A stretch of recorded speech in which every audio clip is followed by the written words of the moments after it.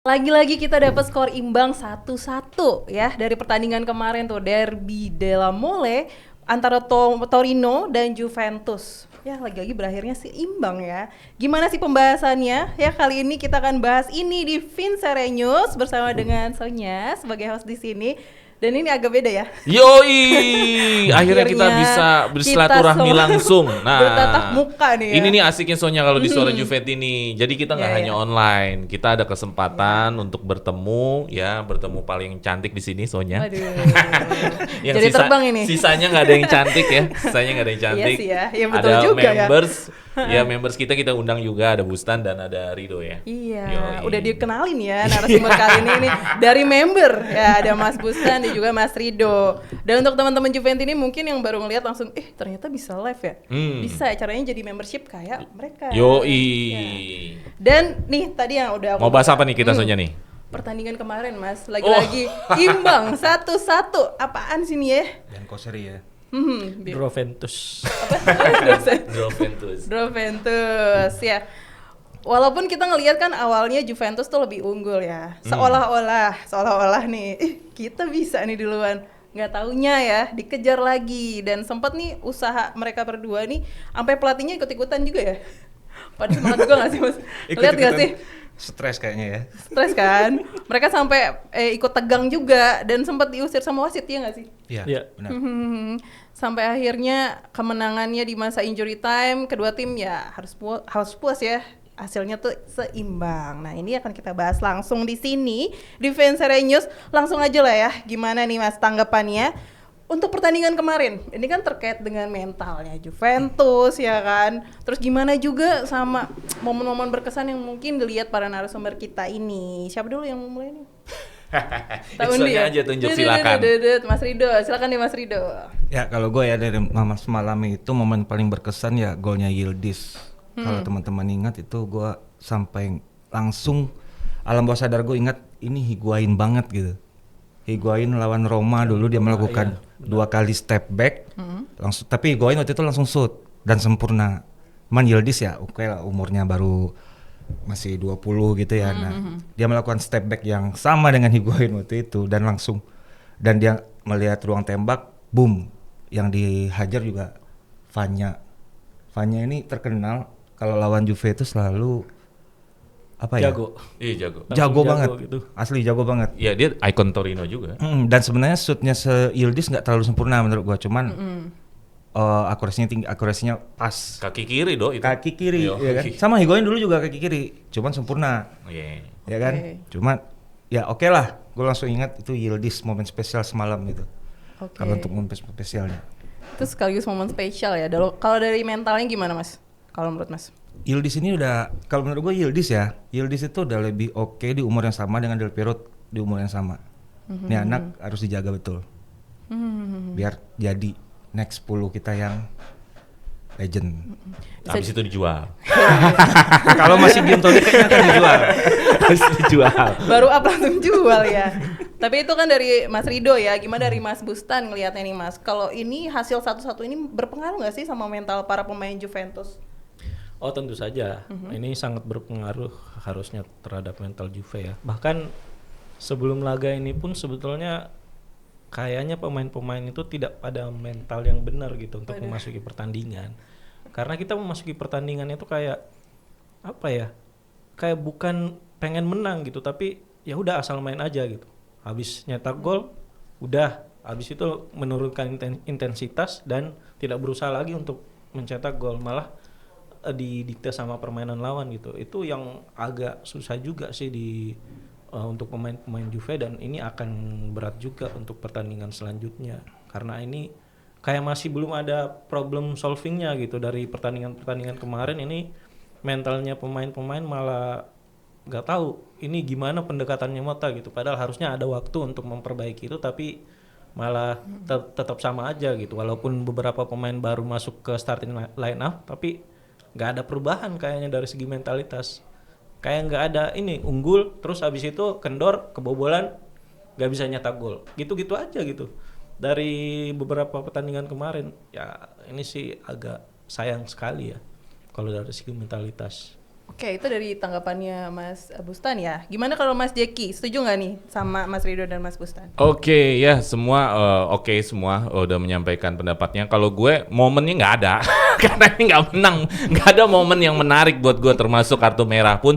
Tapi kalaupun momen golnya si Yildiz ya udah cukup lah Rido menjelaskan.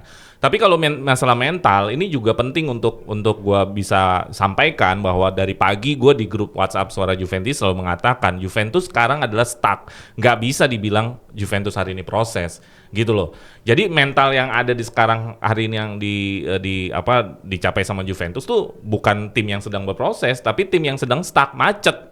Macet tuh dalam arti kata lu nggak kemana-mana gitu loh. Kenapa? Jumlah draw kita kan 12 ya? Benar nggak? 12 di Serie A. 12 draw di Serie A itu kayak satu musim harusnya. Ini setengah musim 12 draw. Ya sekarang lu yakin nggak kalau setengah musim lagi kita bakal menang semua isinya? Yakin nggak lu? Januari aja gue nggak yakin. Yakin nggak lu? Enggak. Nah, ya artinya apa? 12 draw ini akan bertambah kan? Akan bertambah kan? Pasti. Nah itu yang makanya gue bilang ini udah masalah Juventus nih. Kalau misalkan bilang tim ini masih nggak ada prosesnya. Maksud gue gini, tim yang seproses itu mencakup hasil akhir dari suatu pertandingan itu kan ada 3 ya, menang, kalah dan seri. Ketika lu belajar, misalkan gue tanya nih sama Sonya, kalau kita belajar satu hal sama 3 hal, lebih kaya mana akan informasi dan pembelajaran? 3 hal apa 1 hal? 3 hal. 1 jurus apa 3 jurus? 3 jurus. 3 jurus. Tapi Mota cuma belajar 1 jurus, draw doang. Dia nggak bisa belajar dari kemenangan, dia nggak bisa belajar dari kekalahan. Iya kan? Ya. Jadi nggak ada proses. Jadi ini mentalnya stuck. Jadi kalau misalkan gue bilang, ini udah kebaca sih. Kalau misalkan lu di Januari Giuntoli nggak nambah pemain, Mota nggak melakukan perubahan, 4 besar kayaknya nggak bisa. Kayaknya Mota out di musim depan. Ya kan lu nggak nyampe target. Oh iya. Bisa sampai out ya? Iya kan gini, semusim ini 12 draw loh. 12 draw. Enggak, setengah musim 12 draw. Tadi aja lu gue tanya, berdua yang kita nonton banget nih Juventus. Lo aja nggak yakin kan? Menang terus sampai akhir. Berarti draw ini nambah kan? Draw ini nambah, jadi mental kita stuck. Jadi harus ada sugesti, harus ada adjustment, perubahan yang sangat revolusioner dari Mota atau dari Juventus untuk mental pemain ini supaya nggak stuck di masalah draw. Karena kita cuma belajar 1 hal doang, draw doang. Kita nggak belajar menang. Menang lawan siapa yang bisa kita pelajarin? Ya, itu kan kata narasumber kita ya kan, itu kata narasumber kita. Gimana sama teman-teman Juventus ini? Ya mana tahu sih mereka setuju juga ya. Ngelihat gimana performanya kemarin. Tapi menurut kalian ada nggak sih momen yang berkesan atau memang benar sama sekali nggak ada? Dan kalau kita ngelihat pertandingan kemarin sih Mas, apa ini disebabkan oleh pemainnya Juventus? Adakah yang mengecewakan? Siapa yang dilihat? Kalau dari Mas Rido tadi juga bilang Yildiz tuh nggak full juga ya gitu gol ini performanya. Kalau dari Mas Bustan gimana tanggapannya? Ada nggak sih pemain yang mengecewakan gitu sampai hasilnya seperti itu? Kalau yang lumayan mengecewakan sih Douglas Luiz ya. Karena itu sebetulnya dia kesempatan yang agak jarang juga gitu dia masuk sebagai starting 11. Tapi tadi itu dia kayak takut gitu untuk pegang bola, takut untuk progresi bola ke depan, dan harusnya yang transisinya bisa cepat malah jadi agak lambat karena ada dia gitu. Dia banyak yang harusnya diprogres dioper ke depan malah dioper ke samping atau oper ke belakang gitu. Itu sebetulnya agak kurang ini sih untuk levelnya dia yang lumayan punya nama juga di IPL. Satu lagi mungkin pemain yang kurang itu nggak tahu Savona ya. Ini beberapa pertandingan ke belakang itu agak menurun penampilannya. Tapi di Footmob hijau. Nah iya, saya juga nggak tahu tuh kenapa di ratingnya dia bagus tapi secara penampilan Luis kan juga di Footmob bagus juga kan. Nggak bikin kesalahan ratingnya. Mungkin karena dia main aman aja gitu. Kalau Savona dia kayak apa ya tadi diobok-obok sama Karamo gitu. Itu padahal di awal-awal musim dia bisa mengantongi Leao, bisa mengantongi Kvaratskhelia, tapi di beberapa pertandingan ke belakang malah dia seperti kesulitan dan kurang main bagus gitu. Itu mungkin salah satu sebab kenapa pertahanan Juve jadi agak longgar juga kali ya. Pemain yang bagus tapi performanya seperti itu gitu ya kalau menurut Mas Busta. Nah kalau Mas Rido gimana ngelihatnya? Kalau dari gue ya tadi gue tambahin aja dikit ya, kita terus mungkin sepakat juga nih Douglas Luiz semalam kalau menurut gue dia sampai menit 60 atau babak pertama itu masih oke lah. Cuman yang gue tangkap itu dia scanningnya kurang. Oh, oke. Kayak kalau Pirlo itu sebelum terima bola dia udah scanning nih, dia mau ngoper kemana, apakah itu akan vertikal ke depan atau horizontal, dia nyamping ke sayap. Yang dilakukan Douglas Luiz itu selalu long ball ke sayap. Koop Meiners jadinya udah bikin pergerakan tidak dapat dari, kalau kata teman gue ya, Sergio Busquets itu kan jago untuk pass between the lines, yang membelah gitu kan ya. Dan itu tidak dilakukan oleh Douglas Luiz semalam gitu. Dia lebih banyak ke sayap, pendek ke samping atau long ball langsung ke depan. Itu. Nah, satu lagi yang jadi catatan gue adalah Khéphren Thuram. Teman-teman Juventini itu banyak gue lihat Thuram itu lebih jago defense. Enggak kok. Kebobolan kita itu kan antisipasinya Thuram kan kurang. Ya kan? Dia bisa ngelepas si Vlasic di situ dan dia melakukan blocking nggak kena, Gatti kaget, Gregorio pun juga kaget. Ya kan? Kenceng juga itu tendangannya. Kenceng itu bolanya kan Thuram dulu kan yang ke depan kan. Thuram nggak dapat, Gatti nggak dapat, De Gregorio udah telat. Harusnya double team itu sama Luis, tapi Luisnya agak kurang Benar. di pertahanan juga. Kalau sama Locatelli kan dia lumayan bagus gitu. Ya. Cuman karena partnernya Luis jadi Benar. agak kurang. Makanya kan gue bilang nih, Thuram ini dia tuh udah unggul segi fisik. Dia selalu duel ground itu dia bisa menang, duel udara pun dia bisa menang, ya kan? Atribut defense-nya harus ditingkatin. Biar dia bisa lebih jadi gitu kan. Daripada Douglas Luiz yang kita tahu fisiknya sangat berantakan lah. Itu kalau dari gua. Itu catatannya dari Mas Bustan dan juga Mas Rido, ada Douglas Luiz, Thuram. Kalau dari Mas Ceki gimana? Ada nggak key player lain yang jadi sorotan nih? Kenapa? Ya, gitu sorotannya mainnya? berarti sorotan yang jelek ya, sorotan Iya, yang buruk ya, yang agak mengecewakan. flop ya, mengecewakan ya. Ya. Ya, sebelum-sebelumnya gue selalu memberikan rating baik buat Koop Meiners ya. Cuman saat ini gue tidak bisa memberikan rating yang baik lagi buat Koop Meiners karena Koop Meiners main di posisi nomor 10 seperti kebingungan sendiri, seperti ngilang, seperti tidak bisa menjadi pemain yang bisa dipassing untuk memberikan umpan terobosan selanjutnya atau memberikan ancaman-ancaman berbahaya. Jadi Koop Meiners menurut gua sih tidak sesuai dengan ekspektasi ya. Karena apa? Karena ini udah setengah musim loh. Kita udah bicara pemain udah setengah musim loh. Kita udah nggak bicara lagi oke lah 3 pertandingan, 4 pertandingan. Gue baru sekarang aja dari Koop Meiners karena menurut gua udah harus mulai dikritik karena udah setengah musim juga gitu loh. Iya kan? Kalau misalkan butuh 1 musim, 2 musim untuk bisa beradaptasi, hello, ini bukan pemain high level berarti. Pemain 60 juta ya. Iya dong. Mahal ya, mahal. Lu kalau butuh 3 musim, 4 musim, padoin aja pakai. Aduh, Iya dong. Bener nggak? Gitu loh. Jadi kalau misalkan pemain yang kita bisa katakan high level gitu, elite, ya setengah musim harusnya lu udah bisa memberikan kinerja lah. Gitu loh. Even mungkin belum cocok sama pelatih apa segala macam, udah mulai kelihatan. Sebenarnya di pertandingan sebelumnya ada kelihatan. Cuman jadi masalah adalah Koop Meiners ini belum bisa konsisten. Seperti yang waktu dia Thuram golin 2 kan lawan Fiorentina ya. Ya. Iya. Ya lawan Fiorentina kan. Itu kan hasil asis Koop Meiners yang luar biasa. Iya. Nah, maksud gua jangan on off lah gitu loh. Nah. Kalau on off nih kesannya kayak bukan pemain yang kita harapkan. Ya onnya minimal 4 pertandingan deh. On 4 pertandingan, off-nya baru 1 pertandingan is okay, itu manusiawi. Cuman kalau on off, ya menurut gua ya sayang betul. Terus yang kedua adalah Mbangula ada keputusan yang sangat lambat sehingga Nico Gonzalez itu akhirnya offside. Ingat nggak lo? Iya kan? Iya. Lambat banget. Lambat banget. Itu sebenarnya Mbagula lu lambat banget. Itu kalau Mbagula lebih cepat dikit itu bisa jadi gol sebenarnya. Karena itu posisinya udah 3-3. Ya, benar. Udah 3-3 itu. Mbagula menurut gua kalau jadi pelatih, kalau momen kita nggak banyak, ada satu momen lu lepas ya lu jelek lah. Udah. Kan momennya nggak banyak. Ya. Kecuali lu ada 1000 momen. Kalau momen cuma ada 4 atau 3 terus lu buang segitu aja ya lu gua harus omelin sebenarnya. Orang momen kita nggak banyak kok. Gitu ya, terakhir sebenarnya bukan jelek ya. Akhirnya gue bisa melihat Douglas Luiz main 90 menit. Iya nggak sih ini pertandingan Ya, dia 90 menit? 90 menit. Akhirnya ngeliat Douglas Luiz, oh gini tuh cara mainnya Douglas Luiz 90 menit.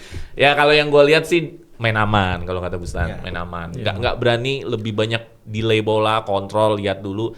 Seperti dapat bola passing lagi. Ya kalau Locatelli masih ada kontrol-kontrolnya tuh, masih ada dribble-dribblenya. Si Douglas Luiz ya menurut gua gini tuh, baru lihat aja sih, belum bisa terlalu banyak gua nilai. Mungkin pertandingan depan lah kita lihat kalau dimainin lagi. Oke, itu catatannya dari narasumber kita ya. Tapi kan kalau tadi ngomongin pemainnya, dibalikin lagi deh, yang bikin strategi itu kan pelatih ya. Nah, kalau melihat taktik dari pelatih kita ini nih, yang kata Bung Jeki bisa diganti, gimana nih tanggapannya nih dari narasumber kita? Mulai dari Mas Bustan dulu. Kalau dibilang pendekatannya Mota sih, ya kayak hampir nggak banyak berubah gitu dari pertandingan sebelumnya.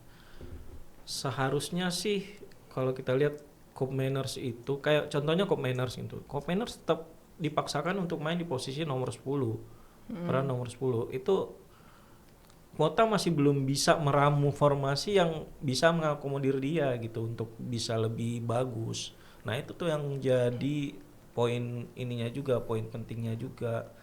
Dan mungkin ini agak jadi perhatian juga kalau ini. Jadi bukan aja dari segi formasi atau pendekatan taktik, tapi juga dari pendekatan mental gitu. Karena ini juga salah satu hal yang penting untuk klub besar gitu. Gimana Mota harusnya bisa memberikan atau menyuntikkan winning mentality untuk tim ini. Karena itu kan selama ini yang bisa dilakukan Conte atau pelatih-pelatih yang lain yang bisa walaupun secara taktikal nggak terlalu bagus mainnya ya, tapi bisa memberikan efek yang bagus gitu secara mental. Nah itu sih dua hal itu yang seharusnya. Agent Inter nih. Oke, katanya nih sama aja ya, gak ada perubahan ya taktiknya. Kalau Mas Jeki ngeliat gimana tuh kemarin? Ya, Thiago ya Motta ini. memang setengah musim ini Mota selalu digambarkan 4-2-3-1 ya. Gue juga bingung kenapa Mota nggak mencoba-coba formasi baru karena ini kan tim barunya dia. Hal yang wajar lah di musim pertama lu mencari-cari yang ideal. Ya menurut gue taktik tadi malam ya seperti tidak ada sengatan ya. Dia hanya bisa menguasai bola tanpa punya tujuan akhir gitu loh. Yeah. Jadi menurut gue apa salahnya sih setengah musim ke depan lu ganti formasi jangan 4-2-3-1 lagi. Kalau gue berharap 4-1-4-1. Kenapa harus 4-1-4-1? Mota bisa tetap dengan idealismenya dia dengan merubah formasi 4-1-4-1. 4 di depan itu sifatnya nanti kayak Atlanta, lebih ke pressing ke depan. Jadi bukan main bertahan tapi mainnya pressing ke depan. Lebih ngepress ke depan, Bro. Jadi di dua itu depan tuh fungsinya adalah ngerebut bola pada saat mereka lagi membangun serangan. Jadi nanti si Koopmeiners mungkin ditemenin sama siapa yang lebih cocok untuk profil merebut bola juga. Siapa ya mungkin Douglas Luiz kayaknya nggak cocok ya. McKennie. Karena biasanya terlalu mid block ya. Istilahnya kayak Iya. mid block. Dia nggak low block juga tapi dia Iya di tengah aja gitu. Jadi gue gitu. maksud gue mendingan kita main kayak Atlanta, pressing ke depan gitu. Jadi orang bangun bola, kita press, kita rebut bolanya, langsung kita bangun serangan di sana. Beberapa hasil Juve yang bagus itu karena main gitu juga sebetulnya. Ya. Sepakat. Beberapa ya. kemenangannya. Kan kalau low block nanti pada repot semua, pada nggak suka nontonnya kan. Ya udah kita main pressing aja. Pressingnya benar-benar pressing tinggi. Cuman ini memang masalahnya kan di fisik sama profil pemainnya ya. Koopmeiners gue rasa bisa. Cuman Koopmeiners dengan siapanya ini, Vlahovic menurut gue juga sulit. Jadi memang 4-1-4-1 ini butuh mercato sih. Betul. Ya jadi emang harus berubah formasinya sih. Oke, itu ya. Kalau dari Mas Rido nih, ada lagi nggak sih hal-hal yang harus diperbaiki dari Juventus melihat dari taktiknya atau pola permainannya tadi tuh? Ya, benar itu. Dari Mas Jeki itu ya. Benar dari Mas Bustam juga tadi ngomong kalau salah dulu kita pernah gitu ya. Gua tambahin ya. Dulu kita pernah ketika kita main lawan Genoa dan Leipzig. Ya. Ya kan? Itu formasi tengah itu adalah Koopmeiners, dia duet sama McKennie di posisi 4-1-4-1. Dia duet sama Fagioli, McKennie di depan. Fagioli, Registanya Fagioli. Tapi waktu itu masih ada Bremer. Ya. Ya kan? Semalam gue rasa semalam pun juga Mota gitu. Karena si Douglas Luiz itu juga di posisi Regista dia. Cuma yang tadi gue bilang scanningnya dia kurang dan Thuram tidak terlalu ke depan posisinya gitu. Iya profilnya nggak ada bro. Profilnya nggak ada gitu kan. Dan dia masih concern untuk backup si Douglas Luiz di belakang gitu. Karena ya kita bisa lihat gimana Douglas Luiz untuk dengan fitnessnya kayak gitu dia nggak akan kuat untuk defend seperti Locatelli gitu. Ya. Nah, yang tadi gue bilang posisi 4-1-4-1 dengan main Regista itu kita pernah menang lawan Genoa dan Leipzig dengan 3 gol. Kita gampang sekali cetak gol waktu itu. Terserahlah kita kebobolan 2 kita bisa cetak 3 gol gitu. Gue merasa mau tadi lupa cara main seperti itu. Karena kehilangan Bremer dia langsung lupa gitu. Ya kan? Toh semalam ya, gue yang dulu juga pernah. Gue kalau untuk Fagioli gue akan subjektif gitu. Gue merasa semalam itu harusnya Fagioli yang di posisinya Douglas Luiz gitu. Mau dijual. At least menit 50 deh ketika Douglas Luiz sudah lari-lari kecil. Tapi tidak dilakukan juga. Jadinya ya kita dapat ya Bianco Seri lagi gitu. Itu aja. Jadi teman-teman tolong ingat aja nih bagaimana pertandingan Genoa, Leipzig dan Lazio. Oke. Itu aja. Kayaknya itu lebih cocok gitu ya strateginya Lebih cocok. ya sejauh ini ya. Nah, gimana kalau dari tanggapannya teman-teman Juventini nih? Apa yang jadi catatannya? Apa ikut kecewa juga nih kayak narasumber kita sama pelatih Mota? Dan apa yang harus diperbaiki sama Juventus sih untuk kedepannya ya? Supaya pertandingan berikutnya ya optimis dikit lah ya bisa menang ya. Ini bakal banget loh. Kalau nggak menang nggak bakal 4 besar Iya, masalahnya. Dan kalau kita lihat posisinya gimana tuh? Posisinya sekarang Juventus di Liga. Ya siapa dulu nih? Oh, pasti gitu. Oh iya, oke. Sebenarnya gini, lu kehilangan banyak momen ketika rival kalah lu nggak menang. Coba lu lihat bulan Januari ini nih fixture-nya. Iya. Ngeri cuy. Enggak, maksud gua Iya. bukan ke depan deh, Do. Apa yang udah kita lewatin kita kehilangan momen. Benar. Contoh nih kita di malam Atlanta kan draw, Lazio draw. Lu kenapa draw? Lawannya paling mudah Enggak, lagi. maksud gua begitu gitu loh. Kita nggak ngomongin masa depan deh, kita ngomongin sekarang aja gitu loh. Maksud gua gitu, kita kehilangan banyak momen. Benar. Jadi ya ngapain lu nunggu momen yang berat ketika momen yang ada sekarang aja lu tidak bisa manfaatkan gitu. Apakah memang prinsipnya Indonesia kalau bisa dipersulit kenapa harus dipermudah? Kalau gue begini, kalau seri aja unbeaten ngapain menang gitu. Iya, gitu. Ini nggak bakal 4 besar dong kalau gitu mah. Kayak disimpan-simpan Bikin gitu rekor. tenaganya Iya, ya. maksudnya Nggak menang tapi nggak Scudetto juga. iya, Iya, maksudnya iya, bener maksudnya sih. kita nggak bakal 4 besar soalnya kalau di Januari ini tidak ada revolusional dari Juventus atau Mota, tidak ada kedatangan pemain baru, Mota tidak merubah taktik, Mota tidak melakukan apa-apa, ya goodbye lah Mota musim depan. Ya, pasti Bahkan turun. sebenarnya bisa goodbye di Februari kan. Iya, kalau Misalnya- keadaannya ekstrim ya bisa kalau misalnya keadaannya kan ekstrim. Januari dibeliin pemain, tapi tetap gak perform Nggak di perform. Februari, gak bisa di ini juga. Iya, berarti memang Mota belum level pelatih besar ya. Bisa jadi. Oke, kalau dari Mas Rido gimana Mas? Ini akan jauh banget nih ya. Jupe ngejar poinnya dia. Gue waktu itu pernah tag waktu fixture-nya Desember ya sama lu ya, Jack ya. Kita 3 menang 3 seri gitu ya. Coba lu hitung untuk Januari ini gitu. Lawan lu tuh ada Atalanta, Milan. Gue yang jadwal Januari gue Benfica. bilang Napoli doang kita kalah, yang lainnya sih kalau nggak seri ya ada menangnya sih. Ya, Tapi kenyataan. ini lawan Torino aja yang paling mudah, mungkin kalau Iya, Brest iya. nanti paling mudah ya. Lawan Torino aja kita udah kayak gitu gitu. Seri ya. Ya kan? Hmm. Gue jadi seri aja tuh gue syukur gitu. Untuk di fixture Januari ini. Kalau pemain-pemain itu nggak ada yang datang, kuantitas kita nggak cukup. Ya kan? Kalau gue ya segera tobat lah ini Giuntoli gitu kan ya. Lengkapin kuantitasnya Mota biar kita bisa tekan Mota secara full. Sekarang kita mau tekan apa? Dia cuma punya Gatti dan Kalulu, itu karena istirahat aja kemarin panjang. Ya kayak Jikir Gati kalau lu. Iya, Kayak Gatti Kalulu gitu. Ya kan, ini kan kemarin istirahat panjang aja dia bisa overlap semalam itu, sering overlap ke depan. Coba kalau udah Februari nanti nggak ada pemain backupnya. Setelah ini juga udah capek Gati kalau 3 hari setelah ini. Iya bener, lawan Rabu ya, lawan Atlanta. Iya, Atlanta. Habis itu langsung lawan Milan. Habis Milan. itu langsung UCL. Udah capek nih Habis itu sebenarnya. lawan Napoli. Sebetulnya back ini yang harus segera. Iya. Kayak dari kemarin-kemarin kita ngomong itu ya backnya. Iya, Iya, udah emang backnya tanggal berapa ini? 2 soalnya. Udah 12 hari loh. Udah 12 hari belum ada apa-apa gitu. Entah apa ya yang lagi dikejar. Bustan belum nih pertanyaan soalnya yang Iya. terakhir. Gimana kalau dari Mas Bustan? Tentang posisi liga. Posisinya di liga, terus gimana nih harusnya nih nambah pemain, tapi nambah pemain adaptasi lagi. Gimana Mas? Ya tentu Juve di posisi sulit ya kalau di ini. Iya, Ini sekarang kayak peringkat labirin berapa? Peringkat 6 ya. Nah. Agak sulit juga 5 sih. masih, 5. 5 apa 6 ya? 5 ya. 5-5. Ini berarti Juve perlu nge-push lagi nih ke atas gitu biar bisa masuk 4 besar. Tapi sayangnya ya agak ini juga sih. Kita lihatlah nanti gimana bursa transfer Januari ini bisa membantu Juve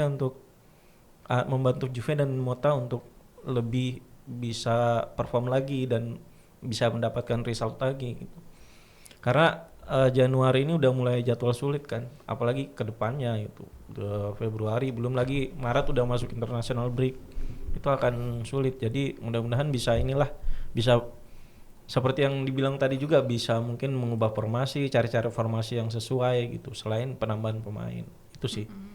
Dengan waktu jeda break yang bentar ya untuk pertandingan berikutnya. Iya, ya? setelah Iya ini nggak soalnya jadwal Juventus 3 hari sekali. 3 atau 4 Baru hari melek ya. udah main bola lagi, Iya, baru melek udah main bola lagi. teman-teman Juventus ini. Karena kan mereka harus latihan juga kan. Iya kan. Latihan. Tanding latihan. Iya, latihan. Main lagi. Mereka jalan away, naik pesawat berapa jam, jet lag, latihan lagi segala Kalah macam. lagi. Makanya sayang bisa banget stres sebetulnya kalau kedalaman. kemarin ini. Kalah Ini kan lagi. kemarin Kalah lagi. waktunya ada 1 minggu gitu, Iya. tapi ngapain aja gitu 1 minggu ini? Iya, 1 minggu buat Super Copa kan? Iya, bukan. Yang habis kemarin pulang tuh Super Copa. Habis pulang Iya, Super iya.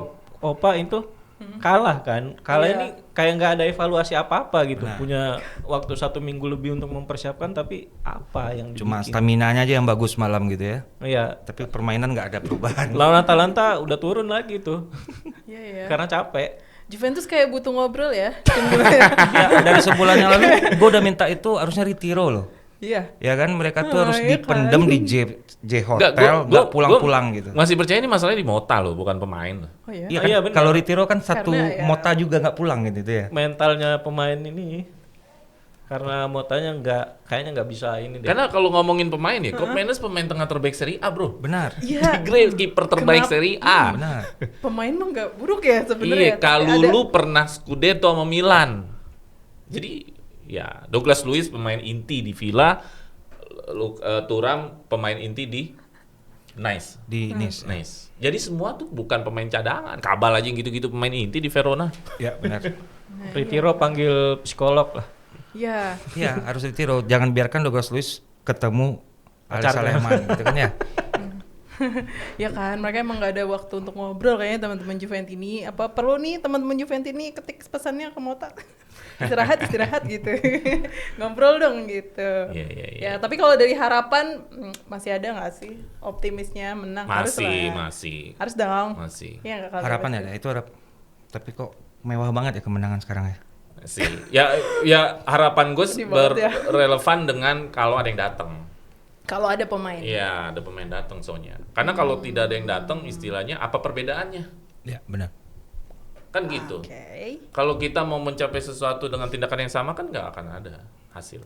Tapi kalau kita mencapai sesuatu dengan tindakan yang berbeda, bisa ada hasil. Bisa ada hasil. Nah, Iya betul. Iya hal nggak yang sih, Mas? hal yang berbedanya apa ya? Pemain datang.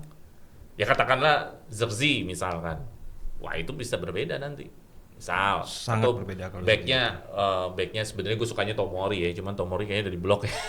Udah nggak Di blok mungkin. sama pelatih barunya. Itu bisa berbeda. Ya artinya ada perbedaan-perbedaan lah. Itu dari Mas Jeki tuh harus ada pemain baru gitu untuk dapat hal yang barunya lagi. Kalau dari Mas gimana? Ya selain pemain baru tentu dari Motanya sendiri ya, karena dia Mota sendiri kayaknya lagi Mota malah ya. tertekan gitu sampai dapat kartu merah. Gimana pemain-pemainnya nggak tertekan juga kalau ngelihat wah pelatihnya stres juga nih. Oke. Gimana pemainnya nggak stres juga. Jadi dari segi mentality juga ya yang harus diperbaiki. Gitu. Mudah-mudahan sih ya benar kata Mas Rido tadi, ya retiro dulu lah, panggil psikolog atau gimana biar mentalnya ini bisa lebih bagus lagi. Itu sih. Nggak cuma pemainnya juga ya, kayak pelatihnya juga butuh ya. Kalau dari kondisi kayak gini. Iya. Ya nggak Kelihatan sih? banget tuh Mota tuh tegang banget, stres. Iya nggak sih? Kan baru ngelatih tim besar, Bro. Baru melatih tim besar dan langsung 5 kompetisi gitu ya. Allegri tekanannya juga dari mana-mana pertama ya. latih Milan nggak stres kayak gitu. Tapi Allegri udah jadi pelatih terbaik Cagliari waktu itu ya. Ya. Pelatih terbaik Serie A ya, satu Cagliari. Kondisinya seperti itu kan dari narasumber kita ya. Kalau teman-teman Juventus ini gimana tuh ngelihatnya? Juventus lagi ada di labirin ya. Pelatihnya bingung, pemainnya bingung. Wayangnya bingung. Wah, gitu. ya, bingung.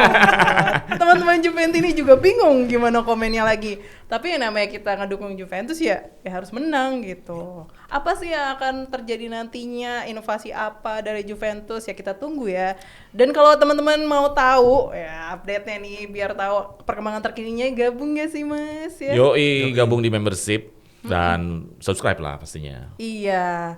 Dan terima kasih juga nih selama ini yang untuk yang udah dukung kita ya. Untuk teman-teman yang baru gabung boleh kasih dukungannya, bisa subscribe, bisa like, dan komen-komen kalian itu kita baca loh untuk kita evaluasi juga ya. Iya, Untuk soalnya jadi ada fansnya.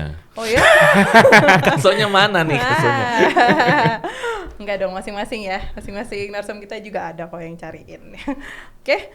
Dan untuk tahu perkembangan berikutnya kita tunggu ya nanti di grup WhatsApp kita ya. Gabung di membership kita di Suara Juventini. Terima kasih loh untuk narsum kita kali Thank you. ini. Thank you, Mas Sonia. Gustan, Sama-sama. Mas Rido, Mas Thank you. Jackie. Untuk tahu apalagi berita-berita berikutnya ikutin terus pastinya Vinsara News, oke? Fino alla fine. Forza Juve!